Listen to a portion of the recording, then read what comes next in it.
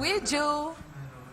Tu es malheureux. Oui, le jeu de mon micro que je dois toujours suivre. Ah ouais. Alors, c'est Freddy François Magnongo, c'est ça, non? Ça s'appelle François. François Freddy. Ah, c'est plutôt François Freddy. Ah, c'est vous testez s'il y a le même Freddy. Hein. Toujours méticuleux. François, c'est le prénom du grand-père et les parents ont rajouté Freddy. Freddy. À la base, c'était Armand. Ah bon, hein? Ouais. Pourquoi on a enlevé Armand? Bah, je sais pas, j'ai vu dans les affaires du papa, j'avais fouillé, donc on a mis tout le nom du grand-père Oui. et le prénom François et on a mis Armand. Mais après, j'ai vu on a barré Armand, on a mis Freddy en haut. Wow. D'accord. Alors, Joe Armand Biag, alors.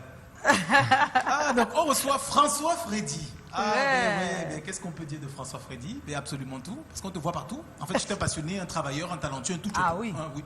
Récemment, je t'ai vu dans Rigoussou, je t'ai vu. On était sur le plateau de Madame Monsieur ensemble. Je t'ai vu sur les planches déjà avec Martin Ambarra. Je t'ai vu également au Domaf, Miss Cameroun, Miss Beach, Africa Kids. Donc en réalité, qu'est-ce que tu es? Directeur artistique, peut-être, coach aussi, styliste, chorégraphe. Beaucoup de choses en même temps. Alors que si on veut remonter un peu plus tôt, certains t'ont vu pour la première fois à la télé. On était en 2013 et tu es chroniqueur mode Semboa. Beaucoup plus tôt, un an plus tôt, tu es plutôt sur les planches d'Annual Show. Et là, c'est toujours pas très sérieux parce que tu stipules que toi, tu estimes avoir commencé sérieusement en 2014. 2014, puisque tu es mannequin et que ça passe bien avec la photo, tu travailles avec les pros, William Sai, Stéphane Zambuto et surtout Alain Gans. C'est une chose. Et l'autre chose, c'est que la même année, sur les planches d'Annual Show, tu fais très fort et tu décroches le prix de Top Model. Et tu dis à l'habitude que c'est à partir de ce moment que ta carrière prend une autre envergure. À ce moment-là, tu voyages beaucoup. Tu étais par exemple au Gabon, la Nuit d'Or et les Boutam. Tu reviens au Cameroun. Toi, tu es retenu pour faire l'ouverture de K-Work Fashion. Et la première dame est là, des années plus tard. Tu es la personne, le visage pour le spot concert de Cameroun Top Model. Plus tard, tu voyages, tu vas au Bénin. Énormément de choses en même temps. Tu es mannequin. Tu es designer aussi, mais il faut reconnaître surtout que tu es un fashion entrepreneur, quelqu'un qui a toujours voulu avoir une belle influence sur son milieu. En 2019, tu fais FM Touch, avec lequel tu collabores avec tout le monde. Mais surtout, et ça, c'est pourquoi on te trouve vraiment génial, c'est la Beauty Week. La Beauty